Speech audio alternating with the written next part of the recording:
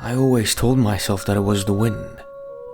Every night, just after midnight, there'd be a knock on the door.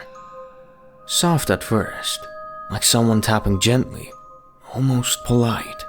Then it would grow louder, more insistent, until it echoed through the house, filling the darkness with dread. I lived alone, in a small, isolated cabin deep in the woods. The only road leading out was a dirt path, and it hadn't seen visitors in months. There was no one who could knock at my door, not at midnight, not out here. The first night it happened, I convinced myself that it was my imagination. I didn't check, stayed in bed, my mind racing with possibilities. But when the knock came the second night, and the third, I couldn't ignore it anymore. I had to know.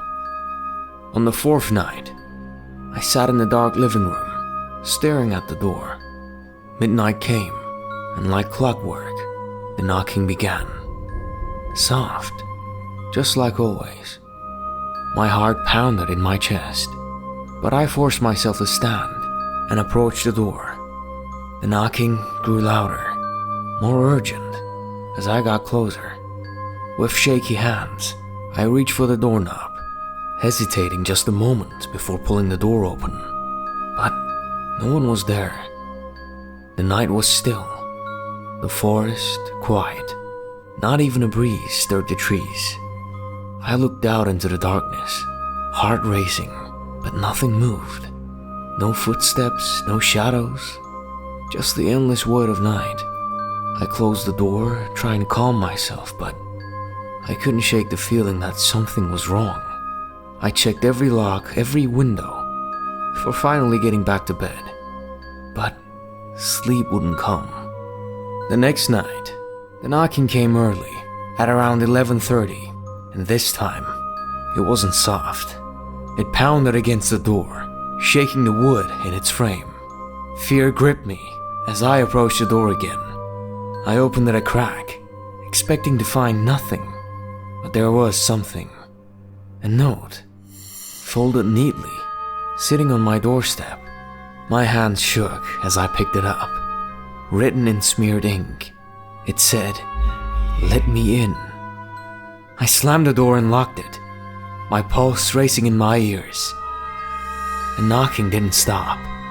It kept growing louder, relentless, as if something was on the other side, desperate to get in.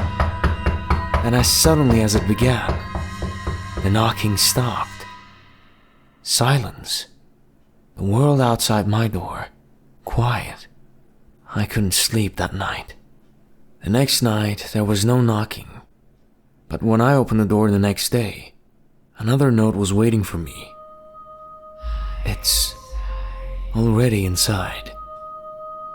I froze, a chill creeping down my spine. Slowly, I turned to face the empty room behind me. The silence, thick and suffocating, but it wasn't empty. I could feel it, watching, and I knew whatever had been knocking, whatever had been waiting outside in the cold, had finally found its way in.